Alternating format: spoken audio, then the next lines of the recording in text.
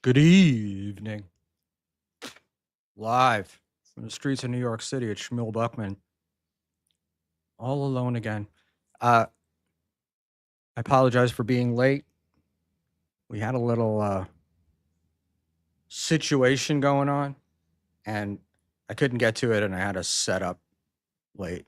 So there we are. And I had this entire conversation with Aussie guy the other night about being prepared. And I am so totally unprepared tonight, but that's the way it is. Chris, good evening. Mint Diggity, good evening. I'm going to do an Opie and talk to the chat. EFS, my favorite craps player. Glad to see you're here. I guess I should turn off the AC, which I have on to clear the smoke from the room. What's going on? Yeah, and Mint Diggity, I'm fine. I'm fine. I got into an accident, and we once again proved Einstein's theory of relativity, because I was traveling at about close to 80 when that accident happened, and she got almost no damage, and I got very little damage to. I'm sorry, I got very little damage to my car, and the woman with whom I was in the accident, who disagrees with my story of how the accident happened, she and I were both uninjured, so that was cool. I have a newer car, and it's going to be a lot of money to fix it. I have insurance, of course, but I have $1,000 deductible, and I really didn't want to be paying $1,000. Tonight is going to be kind of catch as catch can here. I'm sending my buddy Sarah the link, but I think he's still out doing things. I was hoping to have Rob Saul was supposed to be interviewing Alex Engelbert, and I don't know if any of you guys know who that is, but Alex was another of Gino's ex-girlfriends, but she was also, per the stories, I know she was abused, domestically violenced, whatever the proper English is. She was domestically violenced by that Jason Scoop character. And the story is he threw her down a flight of stairs. And I guess she wound up going out with Gino afterwards. So there's something about that. But Rob didn't do it, and I didn't want to bother Alex and ask her to come on. So I don't have that for tonight. What I do have are, wow, can you guys see the lights? I'm in an urban area, and there's a big giant window in front of me and streets. It's like the Today Show studios. If it were in Queens, and if it were in a small office, and that's where I am. And I have this new mic, so you hear everything, including the click of my lighter. And this, my friends, is a Zippo. I love a Zippo lighter, except because I smoke cigars, I use the torch lighter. Hold on. I don't know if you can see this shit. There we go. And This thing works 100% of the time, except when you're trying to light a cigar. And I had one that worked really, really well. And a TSA agent in Milwaukee decided that torch lighters were not allowed on airplanes. And so I had to give it to him. And it really annoyed me. And especially since I've flown with it probably 25 or 30 times and never had a problem. In any event, yes, this is the question that numerous people are asking. Another Felicia incident where you're live streaming? The answer is no. And I was going to. I have the little DJI, I think it's called Pocket Cam, the little Osmo gimbal-y thing. And I had this. Oh God, it's so bad with this fucking thing. Anyway, this little deal. So I've got this, and I had it set up in my windshield, and I was going to do like I can use it as a dash cam too. I was going to use it, and the great thing is I can actually technically live stream from it, but I really can't. But it has it's called wearable mode, and when you put it in wearable mode, you don't get to see the screen, and so you just you talk to it, it records, it does all that shit, and quite fantastic. But I didn't do it, and so I didn't have it on because you only put shit on after the accident is over, and who knows? You never know of these things if they benefit you or hurt you later on. I swear, I mean, I have no idea where that car came from, but I was on the Garden State, and we do go very quickly. I will say that getting into an accident on the Garden State Parkway in New Jersey, and I'm sure you can all pull up or you can get the body cam footage, is quite amazing. From the time I had the accident till I drove away after giving the police a report and everything, couldn't have been more than a half an hour. It absolutely blew me away, the efficiency with which they did that. So essentially, get in the accident, we pull over. I told the woman not to get out of her car. She gets out of her car anyway. I think she gave me the finger, but she just might have been waving to me from across the road. We pulled over, called 911. The cops came. It was right by a mile marker, so knew exactly where I was. And they came, took my license and registration, walked back to their car, talked to her. Then he came up and he said, your stories are different. And I was trying to explain to him, and then I finally just looked at him and went, I don't know. It was like, what's the point? He didn't witness it. We're not going to go anywhere. Nobody got hurt. And I just want to get my car fixed. So we'll find out. Maybe she had a dash cam, but I doubt it. And recently, I bought a new car yesterday, which is not going to replace this one. It's for the missus. And they tried to sell us a dash cam kit along with the car. They try to sell you all sorts of shit. But so trying to sell us a dash cam thing.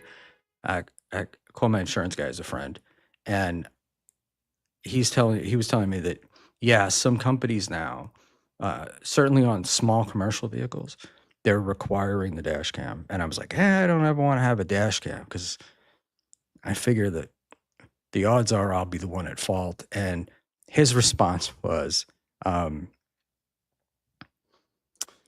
that, well, when you don't have it, you're 100% at fault. But I don't know. Anyway, he sent me some dash cam footage today, which I will put up, of accidents that his insurance company has caught on dash cam with trucks where people tried to scam, and some other dash cam footage. I don't know if you heard about it, but on the Belt Parkway here, it's called the Belt Parkway. It runs through Queens from JFK Airport, which is the edge of Queens, all the way through Brooklyn Sheepshead Bay, and it winds up in Bay Ridge, and then it comes out, I think it's Bensonhurst, where it turns into the Brooklyn Queens Expressway. And on that one, they had mobs of people. No, they had these guys, and what they do is they would pull their car in front of you and then slam on the brakes and get hit. And the one dude actually had dash cam footage of it, and then somebody else had dash cam footage of it, and they wound up busting the guys. So it's a thing. And just so you ladies know, they tend to target single women alone in their cars. And it's either a big accident claim, or they try to get you to give them cash and they promise that you're never going to hear about it again, and you hear about it again. So that's just a bit of Schmuely advice. I do not have, sorry, there is no video of the accident. I only have the picture of my car, which I'm guessing is about $6,000. This is hilarious. Schmuel looking like a Timu Jim Norton. Yeah. I was doing a John, and I was putting the filter way up. And I guess all the filter does is it just smooths everything. And I look like the character from Deep Space Nine, Dig Deep, Deep Space Nine, that could shapeshift, but he couldn't do faces. So I gave that up. Or if you remember the old Twilight Zone episode where people put on the mask and then their faces turned into that, that's how I looked. So, and you know, I know anything would be better than the face that I have, but there's just not much that I could do. So I'm kind of bored with the Dabbleverse at the moment. I hear there's some big Chris Mack. I do not know names that well. I know Cisco, but it was played by Renee Auberjonois, I think, and that was the one. 7 of 9. So, wait, yes, I only care about 7 of 9. 7 of 9 is actually 7 of 9 was Jerry Ryan, and we can get in there, but here's a tidbit. Jerry Ryan was married to a guy whose first name I can't remember. His last name was Ryan, and he was running for governor. Yes, Jerry Ryan. That's the large-breasted woman from Voyager. No, not from. Well, 7 of 9 was in a bunch of shows. Right. So you're correct. She was not from Deep Space Nine. In any event, Jerry Ryan, Star Trek character in varying shows, part Borg, part human, I guess. So very attractive woman, actress, and she's married to a Republican running for governor of Illinois, and files for divorce. And during the campaign, releases all sorts of shit about Ryan, the Mr. Ryan, her husband, and the guy lost, and he lost, and he was like way ahead in the polls originally, and they thought he would win, and J.B. Pritzker became the governor of Illinois, and it's been downhill for Illinois ever since, and so that's where we go with that. So that's my little side trip into Star Trek, and I really am. This is the Opie stream, but I don't have Doggy with me. It's the Opie stream because I'm vamping because of a lack of preparedness. So yeah, so in a car accident, the cops came, boom, and I will say that the Jersey State Trooper was everything I could have hoped for him to be.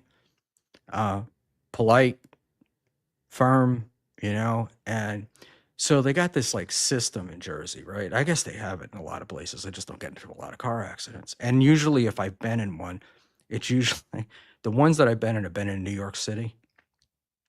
And in New York City, you to get a cop to respond, you pretty much have to have a fatality, right?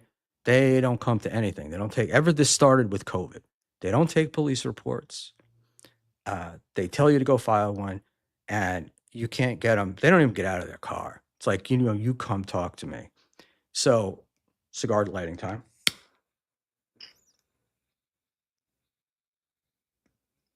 You draw that? So in Jersey, I call 911. Guy comes, and I've said this already. Takes the information, but they ask you like, "Do you need a tow?" And the answer is no. And it was the front right side of my car that was fucked up, and big piece of plastic hanging off. And a tow truck comes up, and the tow truck guy is kind of trying to tell me that I need to get towed. There's no need for me to be towed. And he calls the state trooper over, and the state trooper looks at it, and he's like, "No, it's okay. It's messed up, but he'll be fine." And the tow truck driver is like, "Oh, well, pieces could fly off." And I'm like, "What a rip!" That's what he was like. He was trying so hard to like get the state trooper guy to force me into getting my car towed. And luckily for me, the state trooper wasn't having any of it. And unfortunately, it was not the same state trooper that KB had. And I did not say MAGA, nor did I say my Noga. But the guy was pretty cool. I don't know, it was Stansfield or some shit. I don't even remember his name. So, but the thing in accidents, right? I mean, you have insurance. It is what it is. You just deal with it, and you move on, and that's exactly what I did. So, here we are today, and now I have to get my car fixed. And my insurance company is kind of cool. They sent me a link to do a virtual adjustment. So they have this app. The guy who comes and looks at your car, I guess, is called an adjuster, and they have a virtual adjuster. And that guy, so in any event, normally they come, but they have the camera, so it's they walk you through looking at your car, which is pretty cool because then they can prepare an estimate from that so that the shop that you go to can start fixing it immediately instead of having to wait for their guy to come there, which I thought was pretty awesome. So I'm happy. Mint Diggity, I did not delete the stream. There was no stream. I had thought about setting up the camera, and I had it up, but I didn't have it plugged in, so it just wasn't going anywhere. It wasn't gonna. Didn't do it. And I may have been lucky I didn't do it. You never know. You never know with these things. Anyway, I just got a message from Dave. He'll be joining us. And Mudsharks Unite, did you try to fight the cop? No, of course not. What the fuck? That to me is like, that's why I think that KB's really losing it, because you're getting stopped by the cop. Like, you're getting a ticket. You did something wrong. Your best bet is take the ticket, be cool, take the ticket, and try to fight it in court, right? That's the place that you do it. Maybe go to, because it depends upon where you get caught, but you'll go to court. You'll try to plead to something lower or whatever. In Jersey, tickets are pretty goddamn expensive. I had gotten a ticket because of a wonderful Neptune Township policeman who was a dick for not having my car registration with me. And it was $185. And didn't matter, didn't care. You could go in and show it to him. You could go to the precinct later, but once the guy issued the ticket. He also gave me a ticket that night for obstructed license plate because my wife has her alumni plate thing, whatever you call that, like plate bracket, plate holder around the license plate. So New Jersey's like what, like about an inch big, and this fucking guy, yeah, and this fucking guy was like, it wasn't obscuring anything, and he just wanted to be a fucking cunt. So that's where he was. So in any event, this whole cop thing, my whole life is like, I don't like stress, and that notion that you thrive on stress, it's great when you're 30. But when you're 60, not so much. So I don't get what KB was. I don't get the whole KB thing of losing his fucking mind with the cop. Like, what's the point? Right? So now you got 4 tickets, and then I'm listening to him talk about, oh, what he's going to do with the judge and this and that. None of that's going to happen. I don't give a shit. Right? Probably be Zoom court. Yes, and it's like Gino and Keanu talking about Steel Toe, right? Nothing extraneous. It's going to ask you 1 or 2 questions, and then that's going to be it. So, Ozzy, I think you're very funny, but you're not the first person that said this today. And it, it was pretty wild. And I was alone in the car. So it was crazy. And you just said it, the Dabble versus on life support. Yeah, we'll get there in a second. I first want to vent about buying a car. So my last three cars have been Lexus, right? And they're not as fancy as people say they are, but my last 3 cars have been Lexus. And the great thing about buying a Lexus is you go in, you negotiate the price. And basically, negotiating with Lexus is them telling you how much it's going to be and you saying yes or no and walking out the door. And I had the same experience with Acura,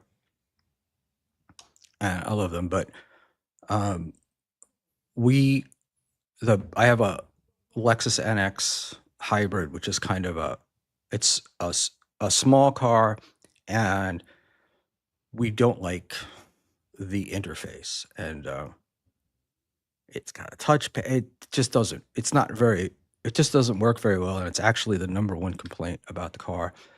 And my nephew convinced my wife that she wanted to buy a Hyundai Tucson hybrid, and oh my god, talk about it. They're like fucking unbelievable. So you go in and you're like, you know, they run the credit score, right? Credit's great, not a problem. And I'm like, just so make me your best offer, and then we're ready to go with the car. Just make me your best offer, and we'll see if we can come to terms. And the salesperson comes back, and number one, they had a 7.9% interest rate, which is just fucking ridiculous, especially when Hyundai is advertising 3.9% tier one, and their tier one is 750 and above. So we were there. This was not like somebody with a 440 credit score buying it. But they put the paper down in front of us, and she's like, oh, this is the price of the car, and these are your discounts, right? Like some factory rebate and some other rebate.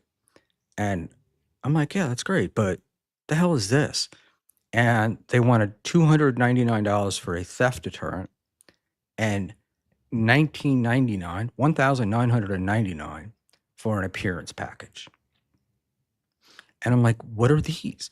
And the way they did it was they put it in, they kind of stuck it in a way that you maybe might miss it. And I was like, what is this?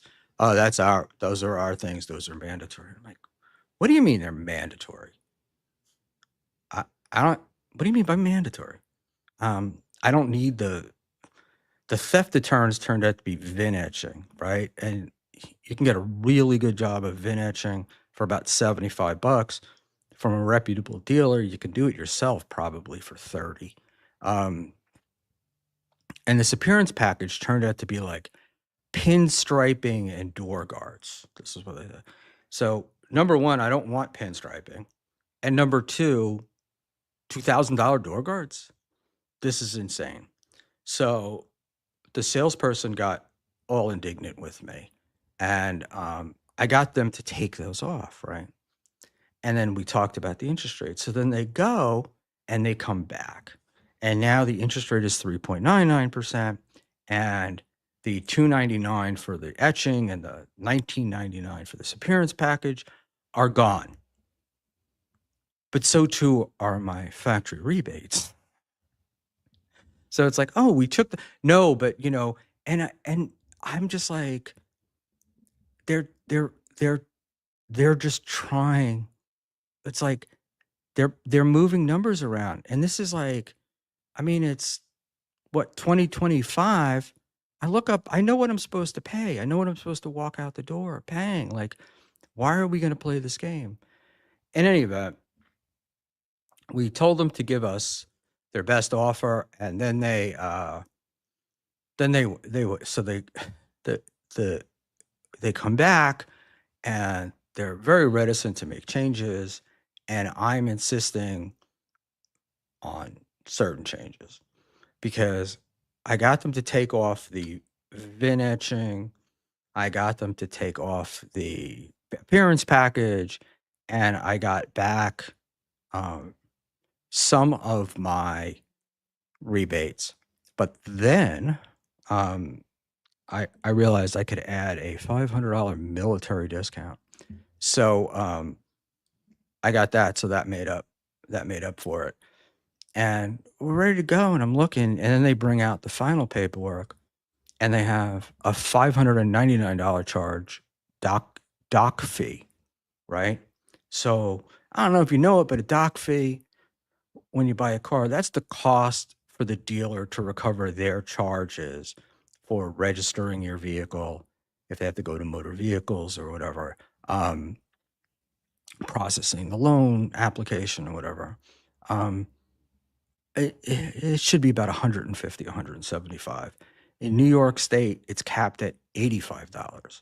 Um, but anyway, 500. And I'm like, so I asked the guy to explain to me how they came up with the $599 figure. And at this point, he was done with me and I was done with them. And this was Saturday. And then he says,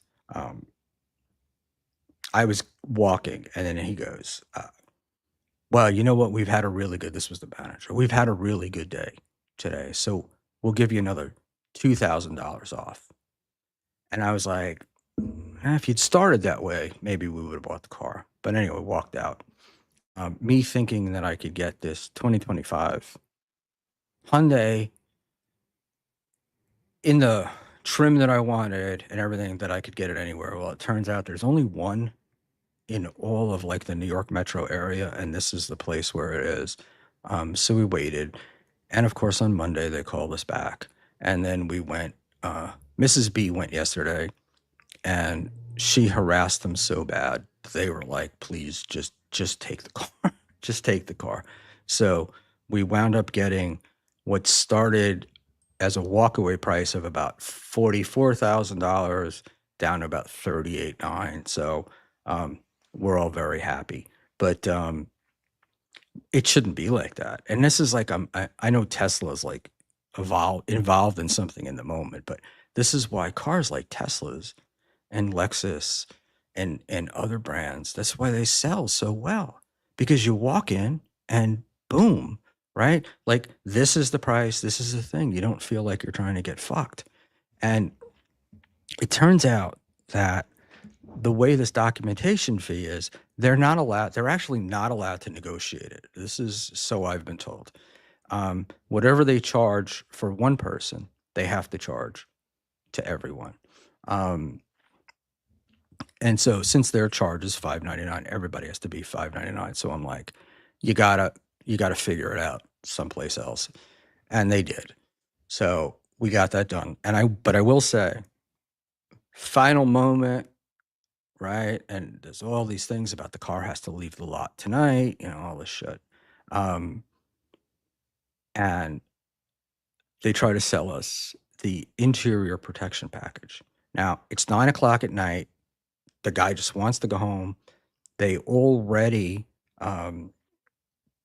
told us that the car had to be taken off the lot that night, even though there was anyway, it's just like, this has to be done. This has to be done, because car dealers are not subject to all those consumer laws of like 3 days right? They're a law unto themselves. So in any event, they want you to take it because once you take it, you really can't bring it back. And um, I was laughing because Mrs. Buckman says to the guy, listen, you're telling me I got to get the fuck out of here. I'm paraphrasing, of course. You're telling me I got to get the fuck out of here. You're telling me this, you're telling me that. And yet now you want me to get like this $1,500 interior protection package. And all your service people are gone. So what are you going to do? Go out and put it on yourself? And if you can put it on yourself in 15 minutes and I can get out of here, how the hell is it worth $1,500? And they handed her the keys and she drove away. And boy, these guys do not know what they're in for, though, because by Saturday, she will be going back with her notebook, asking all the questions because she likes to know everything. Mrs. Buckman is younger than I am, and so she still has some brains, and she doesn't like, I like with tech, I like finding it out and doing a deep dive. She doesn't. She wants to be told everything. So in any event, we are now the proud owners of a 2025 Hyundai Tucson, and I have we have the Lexus, and I have a 2012 Acura to get rid of. So I've probably just doxed myself. And my Acura, which I love, is at the end of its useful life. But they only wanted to give me $1,000 for it. It wasn't worth it. So if I could only get 1,000, I'd fucking throw it into I don't know, some charity or something. Ozone, I'll get you the VIN and the plate number. All right, you wait for that, and we'll get it all done. So I'm going back to my buddy here. Back. Mint Diggity. You said it here somewhere, buddy. There we go. Mint Diggity, you said it. The Dabbleverse is on life support. Yeah. I haven't really, it's like, I tried to watch KB a couple of times this week and it was just impossible. Just, the screaming old man and then, screaming and the pedo bullshit, like, and trying to get people to call Kumi's radio station and get him fired and a fucking asshole, right? And then last night I tried to watch TSN doing the anti-Karen thing and I couldn't.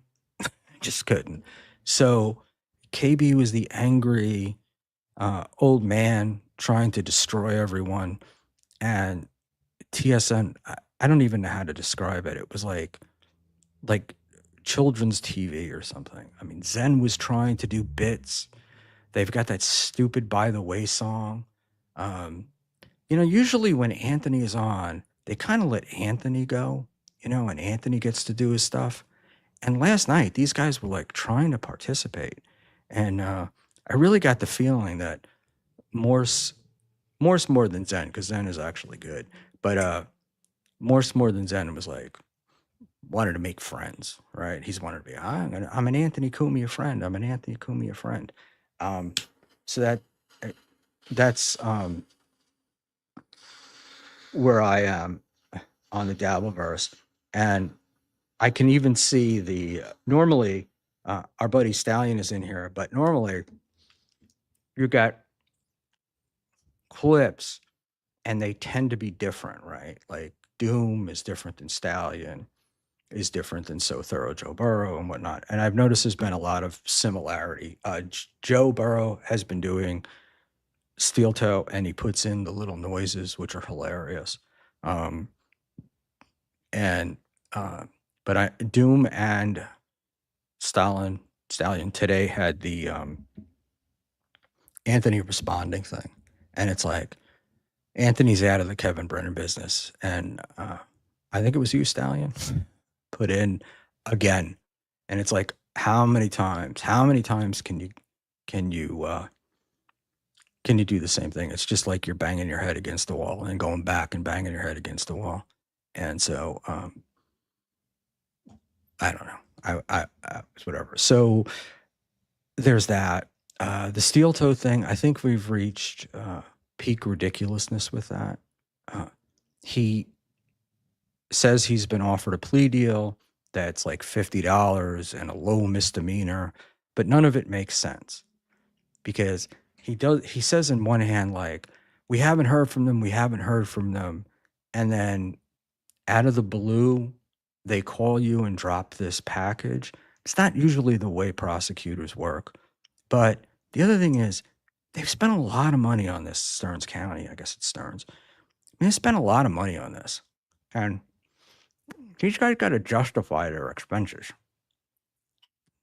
And so I'm going to say he's lying.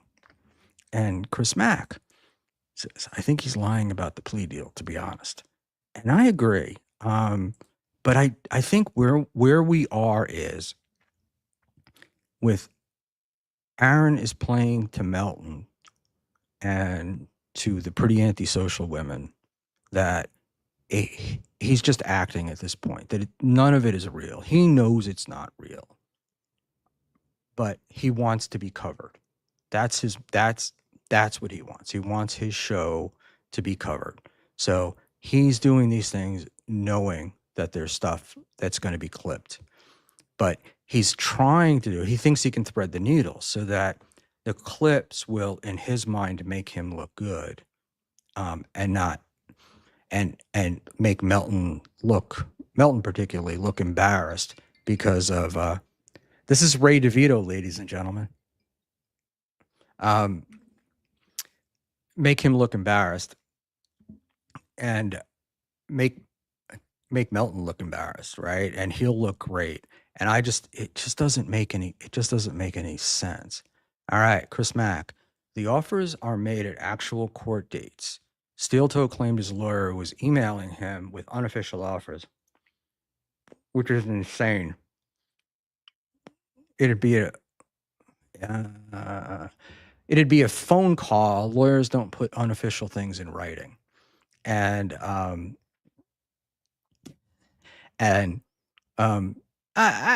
don't know that that's true. I mean, I think that they'll definitely work back and forth with plea deals. And I don't think it's like an offer. It's like, I think it's more like, Aaron, if I could get you this, would you be willing to accept it? Because in the end, right, Aaron's got to be the one that he's going to have to plead to it. So I think it's bullshit. And I think he probably knows that he's going to wind up okay.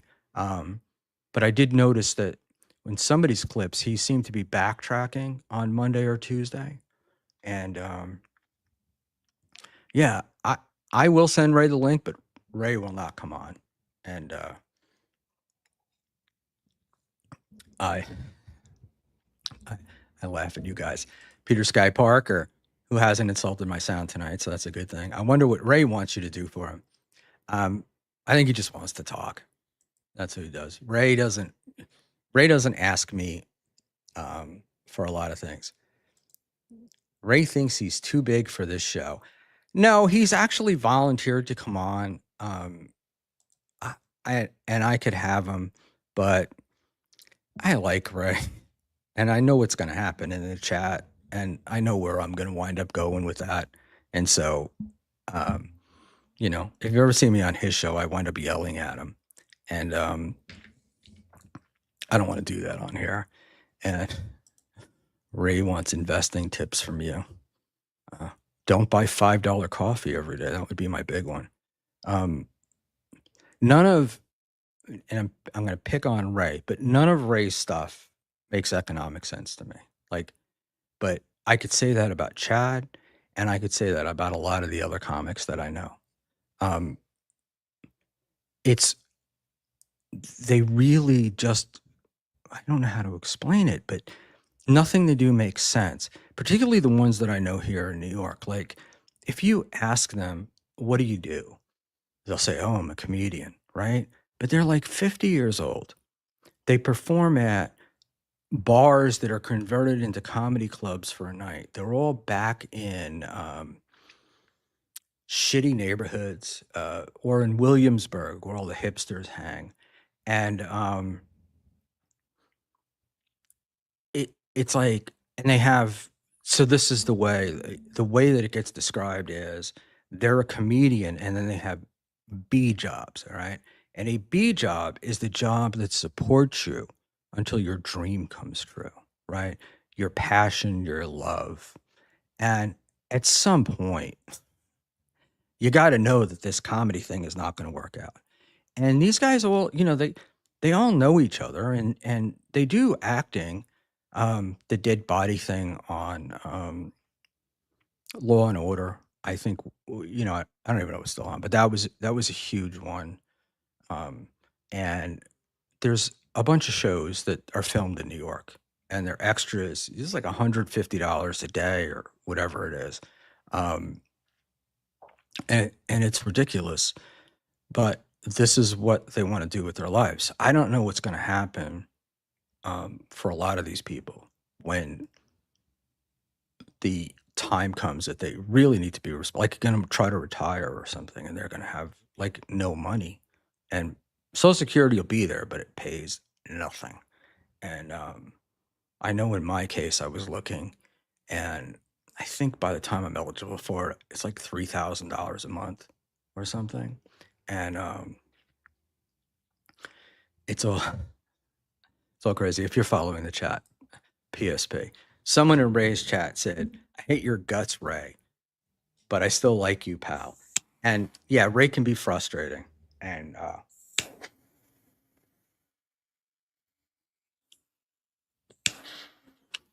so, in any event, this is supposed to be a twice a week show where we talk about the Dabbleverse, so I guess we're talking about it. But again, it's really boring. It's it's really boring now. It's sort of as I will quote him, and he's happy with me using the word. We were talking about um, what's going on in the Dabbleverse. I was talking to American Cupcake today, and he's like, "Boy, that TSN those guys really stepped on their dick with this Dabble House thing." Um, I'm pretty involved. Like I know a lot of people in the Dabbleverse and stuff.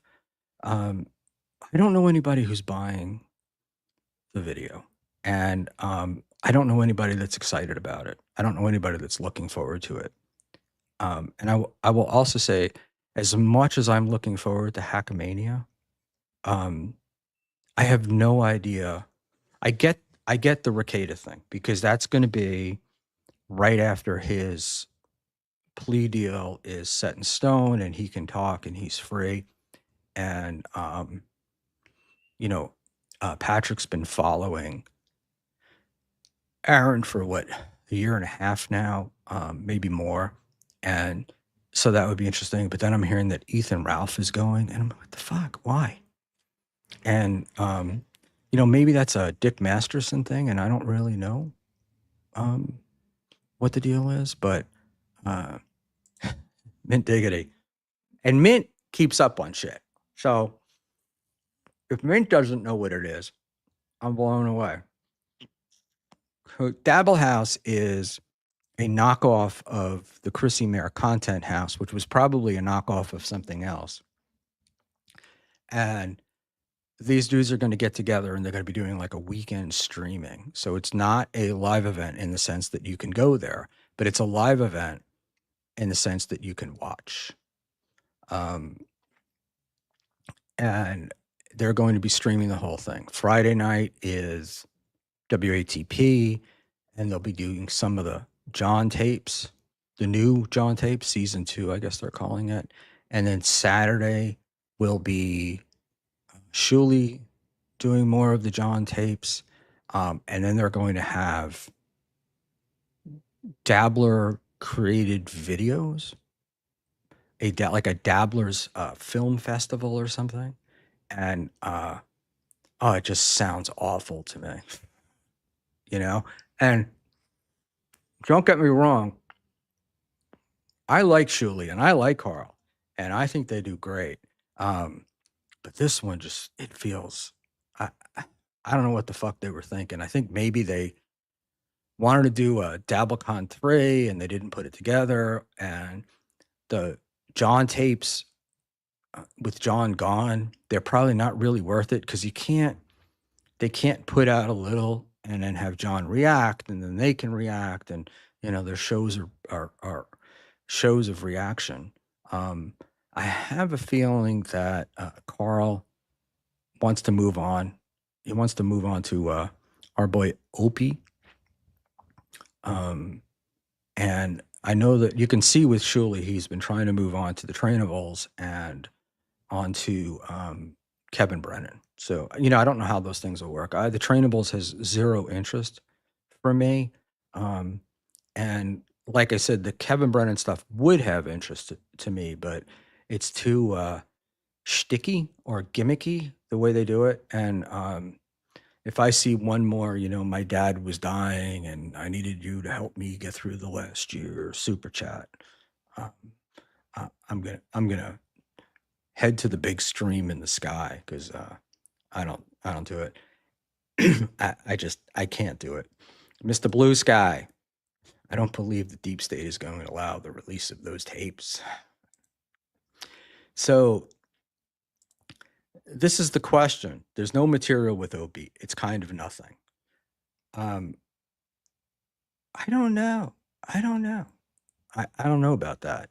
Um, there's a lot of material with Opie, and I think he's been doing that morning stream now for years, right? With only 20 or 30 viewers, so not many people saw it. And so you're going to have that.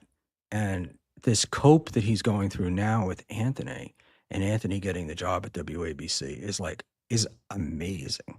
Just amazing. And I don't get it. I don't get why you would care like what your ex-partner is doing.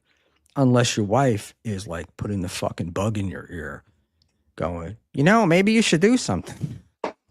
Maybe you ought to take a nighttime shift at BAB. Um, but I don't even know if there are any. Down at the Jersey Shore is Beasley Entertainment, and that's where Eastside Dave went after he left Sirius. And the they laid pretty much everybody off. And the guy who I know worked there was saying that what they're doing now is they have it's all the music, everything is all done someplace else, like in a central facility. And if they bring anybody in, like a DJ, the guy will come in for uh, a few hours, and then that will be the whole week. He'll cut like station IDs and the weather and things like that. So, maybe during the summer, because it's the Jersey Shore, they'll have more live people. But I have to tell you, I haven't turned on my car radio in God knows how long. And, Sirius is also uh, giant crapper. And then, which leads us into Howard Stern. So this is the first time in forever, right? Since he's been there. This is the first year that Howard Stern was not mentioned at their shareholders meeting in the statements and stuff. Looking forward. Now, a day late and a dollar short, they're getting Call Me Daddy and some other Jason, I think it's Jason Bateman's. I was going to say Streamless, but I don't think that's the name of it. And I think my wife listens to it, podcast. And they're trying to get out into podcasts, which is insane considering how long they wouldn't let Sam and Jim and other people on there um, do anything, put anything out on YouTube. Um, I guess they did get a podcast. Yeah. See, there you go. Smartless. It's like seamless, but spelled differently. Um, and Mr. B, MBS. I like Opie's point of view. I would just step out of the shot so we could see all of it. Oh, that point of view. So Mint Diggity had what I consider one of the best super chats of the week that everybody missed, which was when Opie was feeling bad. Mint Diggity stroked him by saying that he's got the best green screen in the podcasting business. And I don't really know how much it was a free chat.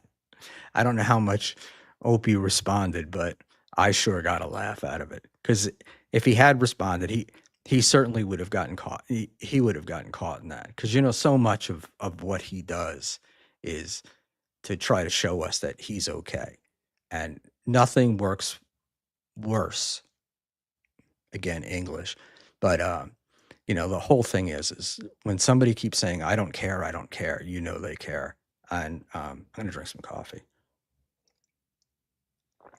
And his rage at Anthony, it's just so reminiscent of um, having the ex-girlfriend that you're like, I don't care about her. I don't care about she can do whatever she wants. I don't care about her. And that if she called you, you'd be back in a second. And so I I I kind of think that is where it was. And I do think that Opie suffers a lot from not having been respected. He forever was called like a glorified board op, and he was um, considered lucky that he ran across Anthony. Uh, and so he was making millions of dollars, and it's like Howard Stern going over to the dark side. You can have all the money in the world, man, but if you don't have respect, it's hard to have anything. So I think that's what's going on. That's what's going on with the Opster. But again, he's this guy. He's like, he's got all these great ideas, and none of them ever seem to come to fruition. And he could do a great radio show, and if he did a podcast, the podcast would rival Joe Rogan's, and he had it for a year with Westwood One, and it went nowhere. And these street videos that he's been doing aren't, they're not good. They're not good. They reach the level of a show like this, right? Like they're really fucking horrible. And I mean, maybe if it was 1979 and he was 14 years old, going in asking where the feminine hygiene products are, might be funny. But it certainly wasn't, and I'm going to buy envelopes. I mean, come on, like step it up a little bit, right? Is that reminiscent of Stuttering John doing his jokes as if his kid is still 5 years old? So, and what's up with Stuttering Jay? I mean, I don't know. Look, the guy didn't seem to have very much money before, right? The low credit score, all that other stuff. But say what you will, he was netting about 60 grand a year on YouTube, and that's a lot of money to walk away from. So I give him credit that he's been able to do it this long. And I know that if it were me, I wouldn't be able to do it. I fucking make fun of me, throw me, and I'll take the money. But the thing about John is that it was real. It was like he really was the guy that we saw on camera, and he really was the guy that just never got it. So it was fun doing it. Now what happens is it seems like stuff is created. When I was talking about Steel Toe before, it feels like everything he's doing now is just he's creating that. He sits with Slam Piece and they figure out what he's going to say.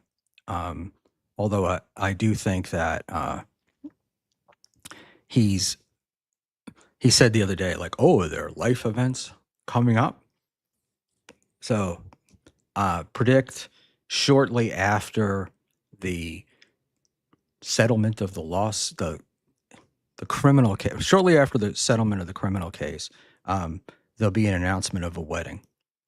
And, he'll be on to, what is it, number 3, number 4 with Slam Piece. And I would kind of really like to figure out what attracts a woman to a guy like him. But I just have a feeling he dated her during his first marriage, and then he went off, and she got married, and he went off and met April and got married to April, and now they're back. And I just, I'm wondering if it's just one of those things where she was in love with this guy. And, it's like when I look in the mirror I see a very ugly old man looking back, and when Stuttering John looks in his mirror, he sees a 27-year-old Stuttering John, handsome and gorgeous looking back. And so the question is, does Slam Piece look at Aaron, and what she sees is the Aaron that she can mold and make into something? And does she buy his bullshit? And I was never an April hater, still not.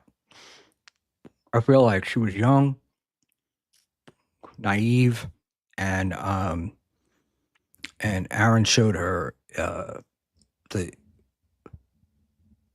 I didn't want to say showed her, but he was a local celebrity, and she was, even though it's small, and you and I probably wouldn't be fooled by it.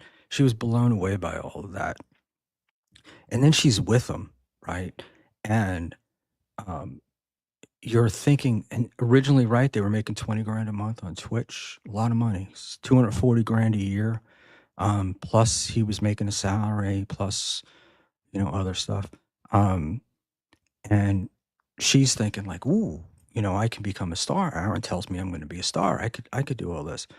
And you're thinking that, and you've heard these stories about all the money. And then what happens is you get into the relationship. Now you're married, you're in it. And he slowly is letting out, oh, we don't have money for this. And, we don't have money for that. And it was, so I just think, she became aware, and that's why like Rakeda started looking good. Um, and, she's young, she's attractive, she's physical, right? The chick was up on the roof, her and the dad redoing the roof while Aaron was sitting downstairs. Um, so there's probably a lot of like pent up sexual frustration there. And I've known guys. So I have a feeling that Aaron thought this was going to be a great idea, and he got cooked. And so I don't know. I think she got deluded. She was disillusioned by Aaron, and then the Nick thing popped up, and uh, and there we go, and that's what happened with April.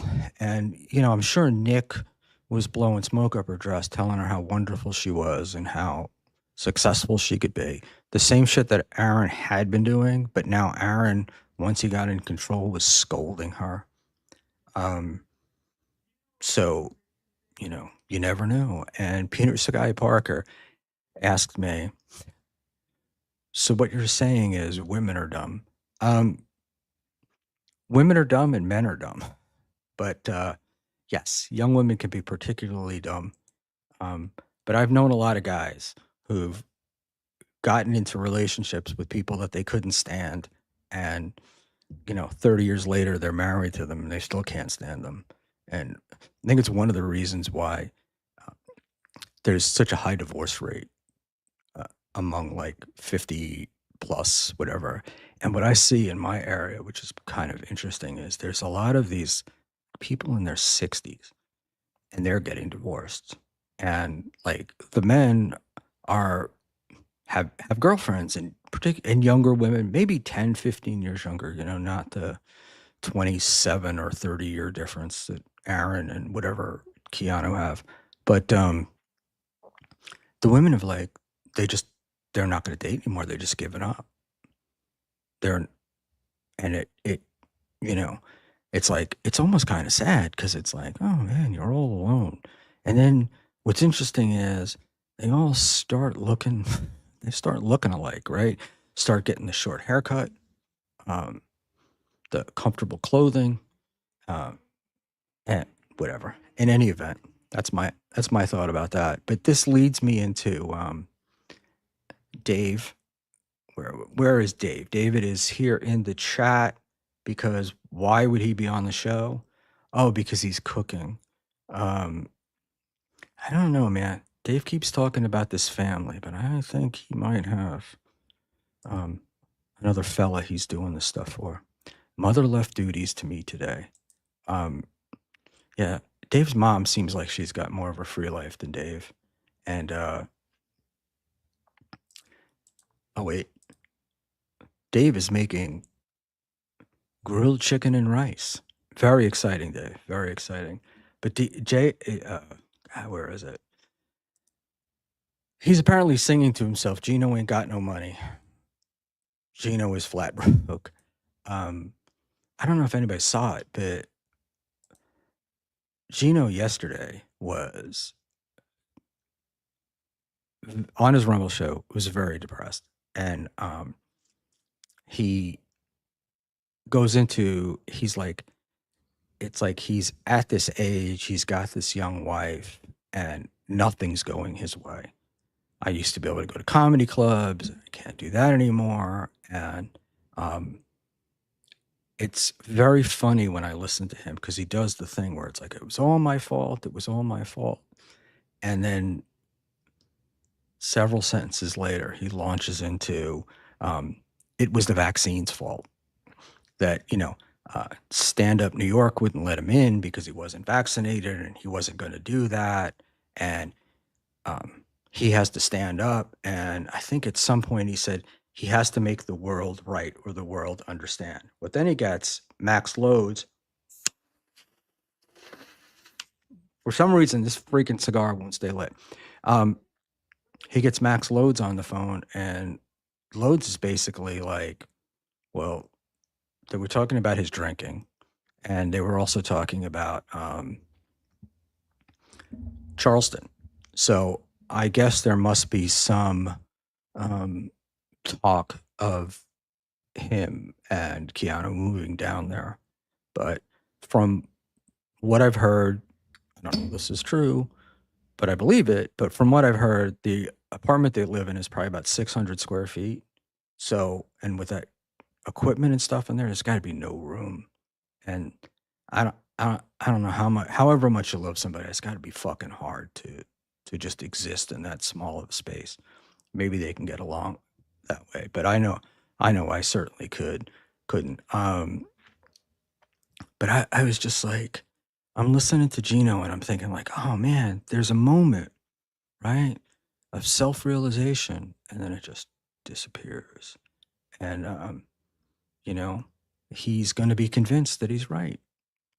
And oh, I heard Bob talking about moving today. That's from Stallion 19. Um, so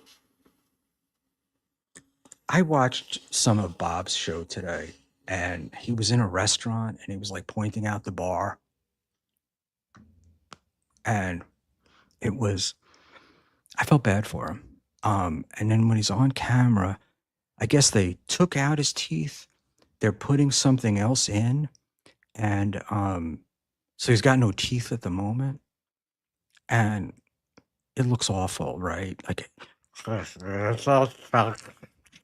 and he reminds me of, when I was a kid and they had the old people, they would just pull a tooth every year and then finally wind up with no teeth, now gumming all the time. And I was like, you know, um, man, Gina, you should just, he could take a few days off cam, would be a great way. Yeah. And this is like no teeth smoking away. Yeah. And it looks, it's sad, it's sad. And the thing I keep thinking is when he dies, that'll be his obituary picture, no kid, figure out. And the guy had, and he had a pretty decent career. The Aussie guy, Gino, is a 56-year-old man that regularly gets fall over drunk. He's a child that refuses to grow up. Yo, man, I think we call that hitting the nail on the head. And, and the thing is, if you've met Gino, the Gino that you meet on the air is the same Gino that you meet off the air. It's the same guy. Everything's the same. And today he was telling Keanu that she should throw away her birth control, that she's infertile. And the implication to me was that he was sad he didn't have any kids or he wanted kids. And I was wondering, like, is a part of that because a kid will listen to him, right? A kid always looks up to his dad, so his kid will buy all of his bullshit. But I don't know, Keanu didn't seem to want to have any of it. So you should watch that. It's last night's episode on Rumble, and I don't clip. I wish I could, but I don't have I don't have time. So that's it. This was a lot for me to do. So I'm glad that I'm an hour and 5 minutes in and that you guys have stuck with me because I don't really, this was not a great thing for me. They didn't agree to no kids before the marriage. Mistake. No, I'm sure that they did, but oh, sorry about that.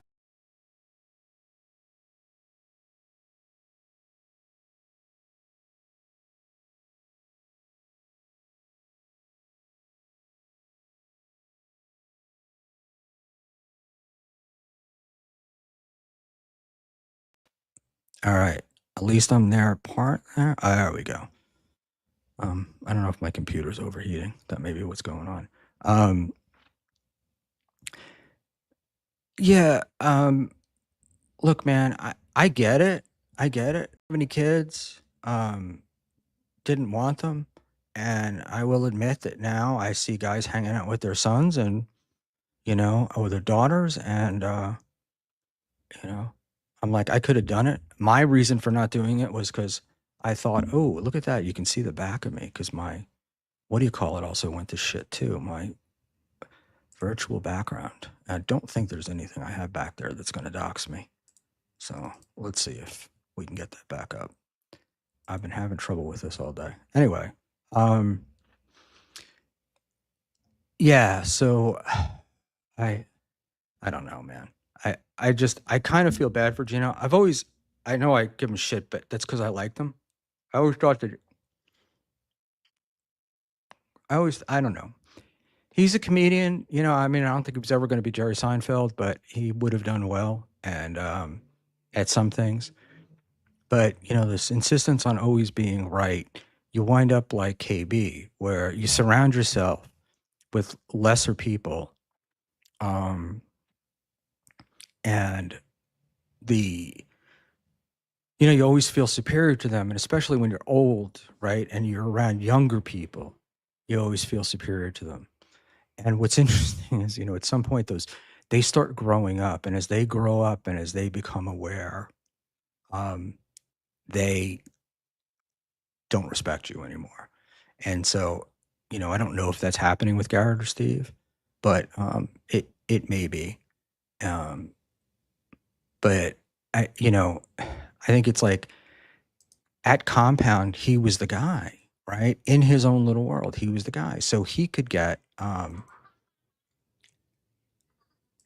these guys to look up to him, and that's just not something that's gonna, I don't know, just not gonna last. And then, uh, much like April, I wonder when Keanu becomes aware, right?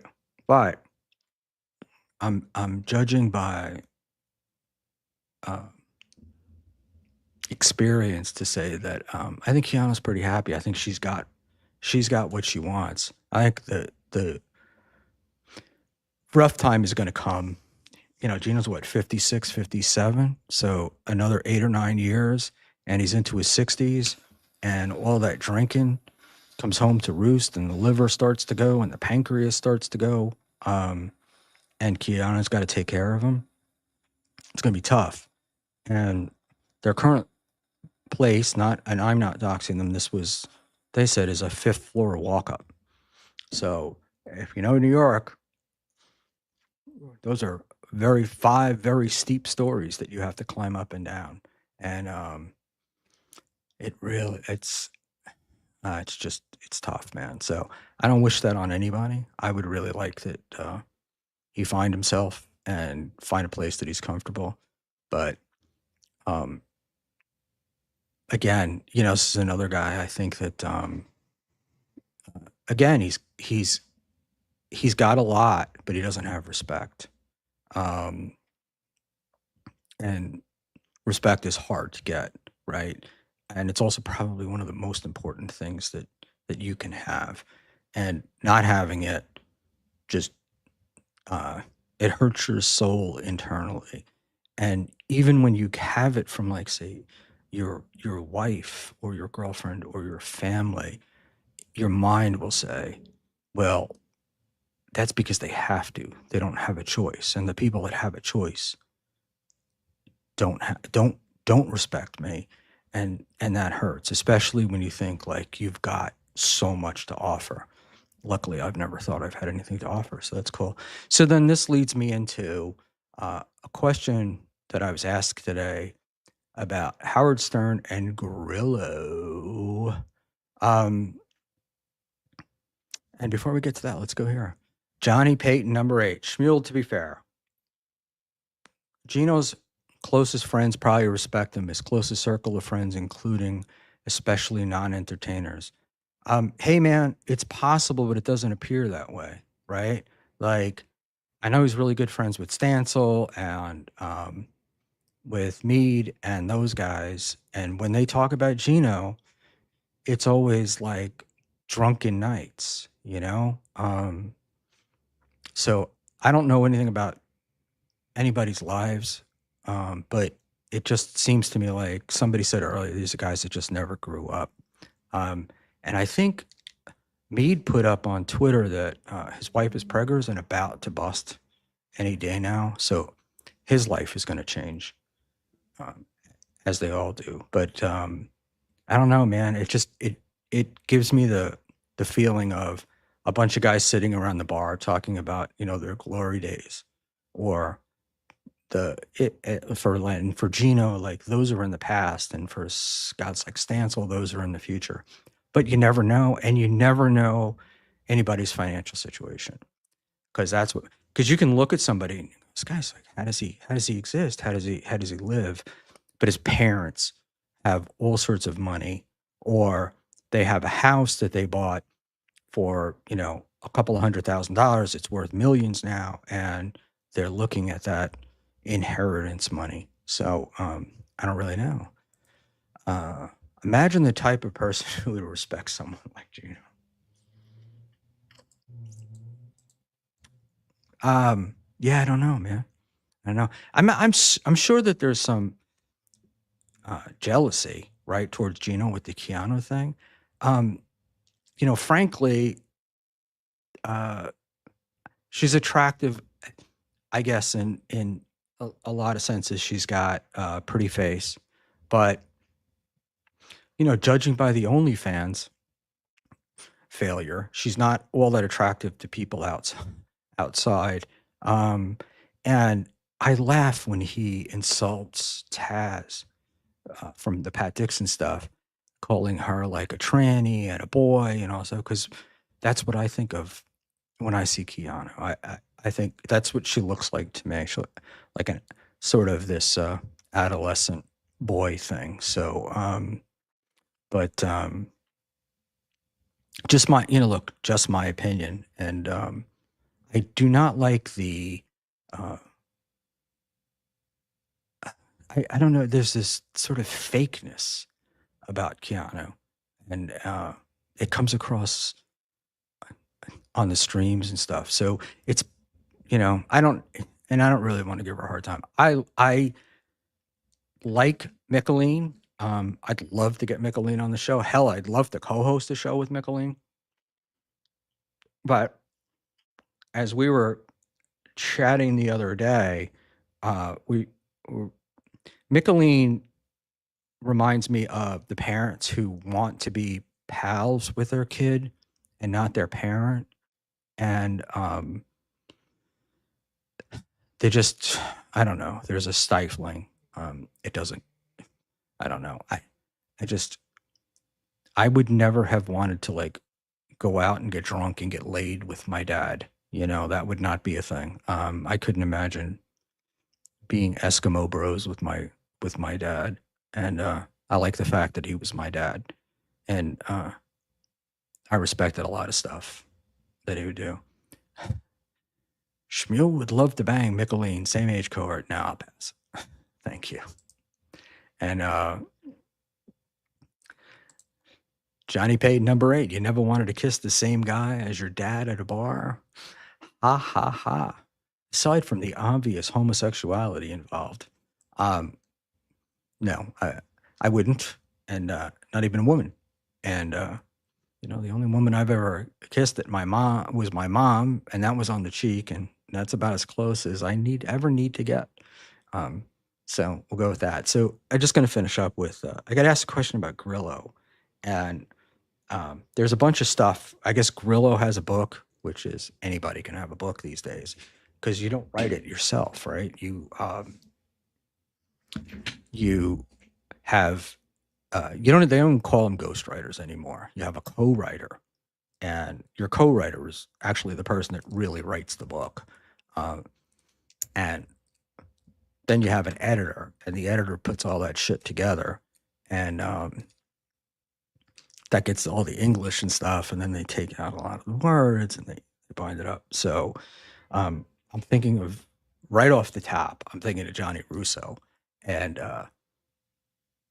I have to tell you, I bought, to be kind, I bought a friend of mine Anthony's latest book, and it was either $31 or $37 for this book.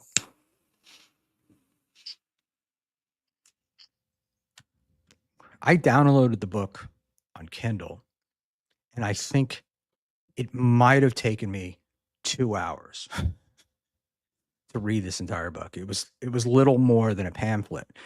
It was a rehashing of stories, and I give Anthony credit because it was a grift, and he got away with it. I guess that there are people that just want to hear stories of shitting on other people, and that was the deal. And I don't think he shit on Keith the cop, and I think that when it comes to Compound, to me, that was a success. I've run a business forever, and if you can keep a business functioning for 10 years and running and paying people, and it's only your last couple of quarters that you're having issues, and the issues come from you ignoring the business. I don't know. That's pretty successful, and he still walked away well. So it's a success for me, but everybody wants to see everybody else fail. So that's what people say. My feeling is that, he should have taken an interest and he didn't pay. He shouldn't have keep paying Gino and all those guys. But he wanted a place where he could do his show.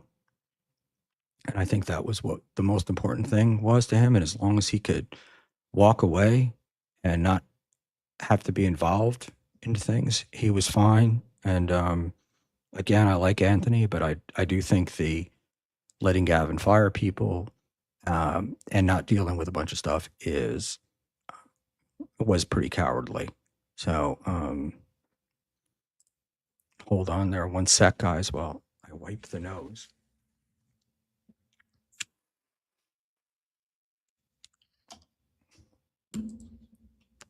I could be stuttering John and just use my shirt, but it doesn't have a collar, so I won't do that. In any event, so the question I was asked about Grillo was from the New York Post article today that said Stern went over to the A side, the A side, the A-list side, to be involved with these people. And he fucked a bunch of people along the way. But why did he switch so hard? And I'm going to say that, again, I think it's the same thing we just talked about. I think Stern had everything except respect. He was considered a clown. Among the mainstream, and his way out of that was to become friends with these A-list stars. But the only way to become friends with them was to also be in alignment politically. And Stern is the kind of guy that he's got the money. So I'm sure that he's donating left and right, and you overlook stuff. And secondly, I think it's the young wife thing. right? So he marries Beth. Beth is a model. I've heard supermodel, but I would feel like if she was a supermodel, I would have known about who she was before they got married. Anyway, she was a model. She's very attractive. She's young, and she wants to be out there, and he doesn't want to go. You're right. He didn't want to go anywhere. He didn't want to be involved in anything. Um, but I'll bet you it's like, when people found out, like, oh, you're married to Howard Stern. My husband's Howard Stern. She probably got the, ooh, this poor girl look. Um, and so Howard needed to get more involved, be a member of that society to keep her happy. So this is just my imaginings, right? Like I don't know. I do know that he didn't have respect. So let's leave that there, and we'll do a couple of quick chat things. I was only going to stay on here for half an hour because I had nothing to say, and I still don't. But let's our boy Affy, if Keanu had bigger boobs, there would be some traction there. Look, man, Keanu's fine. She's absolutely fine. It's just it's not that Keanu is unattractive or that Keanu looks like a little boy. It's the hypocrisy of calling somebody who looks, to me, very much like Keanu a little boy, and then not being able to take that same criticism when it comes back at you. And we've got Johnny Payton, number 8, Gorilla's book must be AI. Yeah, it's they got a writer.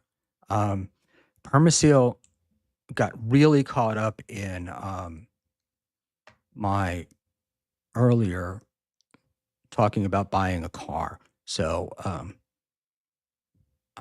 Permaseal I'll be happy to talk to you about it later because I could go on forever, but I don't want to bore the people here. Peter Sky Park here with his, as usual, funny quips. I think Permaseal is typing in the wrong chat. Yes, we'll do car talk later. And how you think SJ feel about Gorilla having a New York Post article? I mean, sort of your question answers itself, right? Like, John thinks he's, that he was the star. Like in his mind, he was an essential part of that program, and Gorilla was nothing. And so, of course, he's going to be upset. I'm sure that there is a bar in Cape Coral, Florida, serving Michelob Ultras right at the moment, and he's explaining how Grillo was nothing and a piece of shit, and John made the show. But there you go. And I have to tell you that with Stern, I think I listened through the Jackie years, right? And I think after Jackie left, but I don't remember ever listening to the show when Artie was on, except occasionally. I don't remember Stuttering John being important to the show, and I'm probably wrong about that. And other people have told me I'm wrong about it. I mean, he was interesting, but he wasn't like, it was like if Stuttering John left the next day, I didn't think it would change much. And then his interviews were funny in the beginning because Fred and Jackie were writing the jokes for him or the questions. But after a while, and he got to be known, you couldn't send him out anymore. And his role just didn't seem all that important to me. And the way he ended that relationship is the way he ends a lot of things, it seems, where he's always right and you're wrong, and he gets pissed off at you. And when I hear him talk about how Howard is jealous of him, I can't help but laugh. I mean, come on. I'm sure that Howard doesn't think of him at all, except how that lawsuit was about the most disrespectful thing that John did. And if you think about it, think about where John would be today, right? Of course, I'm sure that after failing at the Tonight, had he kept his relationship with Stern, after failing at the Tonight Show, Stern was at the height of his popularity or his power at Sirius. He could have gotten John something. Um, but right. Yes, the car dealer talk. And it's very much a New Jersey thing. It's unbelievable. Um, Affy, the second John left, they forgot about him. Um, yeah, well, yeah, they might not have forgotten about him as much as they just moved on. But it's like I've had a lot of employees over the years, and um, there are some that I remember fondly, and they come to memory like that. And there are others that I would have to dig deep to find. So I think John is probably up in the memory level. I think they probably had a lot of fun together, but I don't feel like um, there were no steps missed or nothing was skipped when he moved. It wasn't like it threw the show for a loop. When Jackie left, it was problematic for the show, and they had to get over it. But John, yeah, I don't think so. Aussie guy, unpopular opinion. I don't think the questions SJ asked were that funny. Whoever wrote them. Well, I mean, y- you may be correct, and they may be childish, and a bunch of them were, but it wasn't just the questions, right? It was the things surrounding the questions. It was the way Howard was able to make them interesting and how the other guys would laugh about the stuff. And I don't think John really like John. I think John thought he was like doing this great thing. I think they were making as much fun of John as they were the celebrities that he interviewed. But it was kind of cool because it really did catch some of these celebrities off guard, in as much as they knew the questions were stupid, they knew they were childish, um, but because of John's stutter and because of who they were, being in this Hollywood elite, so to speak, they had to be respectful. And so that was it. And the humor was in John's obliviousness, yes, and how they did it. Um, so, and I've learned more about Howard um, since this whole Stutter and John universe started than I did before. Peter Sky Parker, the radio station, would pay Fred to write jokes on paper, then hand them to Howard. Today, people like Fred pay to tell their jokes using super chats. It's all backwards. Yes, you are correct. But I didn't know. I look.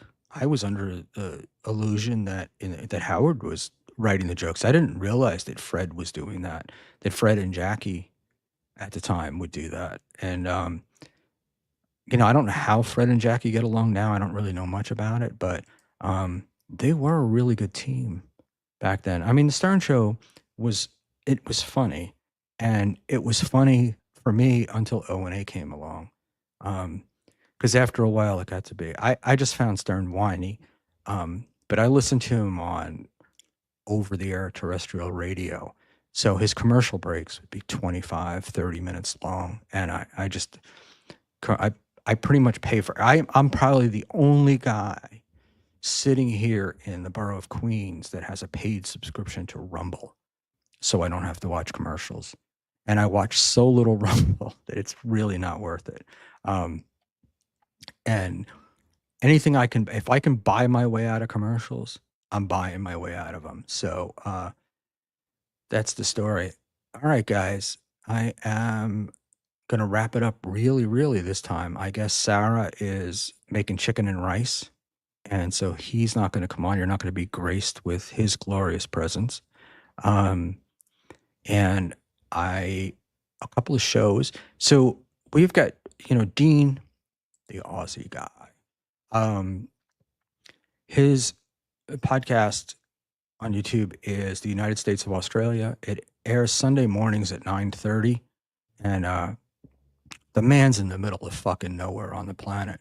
So time is to get together with people. He's got a West Coast host and a Midwest host and a guy in London. Um, but it's really good. It's really well done. And I like him. So you might want to give that a listen. And even on replay, it's good. And Sundays are cool for me because I can listen to Ozzy and I can listen to Blind Mike while I'm doing all of my chores, and that's pretty fantastic. Um, so I really like Dean, and of course Apple Pineapple. And here I am with like less than 20 viewers, and I'm telling people what to watch. Um, but yeah, so support the guys by watching their shows or super chatting or whatever. And the next time we stream, which will be pretty soon, but we're scheduled with Tuesdays and Thursdays of the schedule, um, usually at 7 p.m. And but I'll be back probably over the weekend and hopefully with Dave. But I have questions about the Dabbleverse, and one of the questions I did ask Dean the other night was, um, have super chats helped or hurt the YouTube podcasting? And about memberships and do you send money to people, um, that stuff. But I'm really interested in this. I'm lucky enough to have come, which I guess most of you, right, where we didn't have super chatting and now we have it. And I find some shows intolerable to watch because of the super chats. Um, I talk about that Stern thing. I mean, you can watch TSN and it's like 40 minutes of super chats and then 5 minutes of show and then another 10 minutes of super chats. But Shuli's side, I think, would be look, they obviously need the money, but also too, they try to give, their $2.99 or $1.99 super chats the respect and to read them. So it's not like I'm not reading any super chat under $4.99. Um, so yes, same. I got some big picture questions. I kind of like more of the big picture Dabbleverse stuff than the daily. I watched Patrick the other day and I was like, I'll get my steel toe update. And he was doing how long he went on Chad's teeth. And I was just like, I can't listen to this. And so I moved on, and I really like Melton and I like the work that he does. But that one just was a little too much on I don't know. Getting in on that. It's just like, the fact that he's got teeth, that's fine. And I did catch a couple of minutes of Brennan today, and I guess they had Sam Tripoli on. And I didn't see much of that, but what I did see was Chad must have been in a hotel, and somebody came up to talk to him, and then right after the person talked to him, he started to do his plugs. So I'm assuming he got off the air, and I had this feeling like, does Chad go to like the Hilton, half a mile from his house and like sitting there and find that sort of generic Hilton-esque room or place and go, oh yeah, man, I'm performing tonight out in Boise and I'm staying in a hotel. So I wonder if that's what's going on. AI voice tips rune shows, in my opinion. I agree and disagree. I think yes, for the most part. But I think some guys like Melton, I think they're funny. And Dixon, on Dixon's show, he has some people that write some really funny stuff on the super chats. And the reality is that I think probably Doug Nelson is probably the one that's doing them. And Doug is a really good comedy writer. So they're there. But yeah, we have to leave that open. I also, I'm not understanding the super tip process with, I thought if you signed up for super tips, you got all the voices, but apparently you don't. So apparently only certain people get certain voices. So, it makes it like, that might make it a little bit difficult. But there's a guy who does, I guess it's Mersh's voice, and he does it on Melton. And he writes some fun stuff. But you also have Goldfill, I guess, on there, who just inane AI voices. And I will say that I have super tipped, but I have not super tipped an AI voice because I've gone on there and I'm like, oh, no, this fucking sucks. This is bullshit. And you know, I just move on. All right, guys, I really gotta go.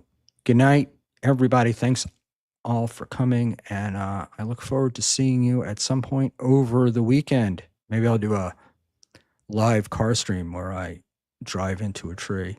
And the old Acura might be a great place to stream from because it's got no interior lighting, and the check engine light is always on. And I have to get rid of the car before the end of April because I don't know if I can pull it off. The supercharger on it has been gone for, I don't know, about 4 years or 5 years. And it works, but it turns on the check engine light. So I have to go, I think, once a year or whatever it is to get the emissions checked. And they won't check it if the check engine light is on.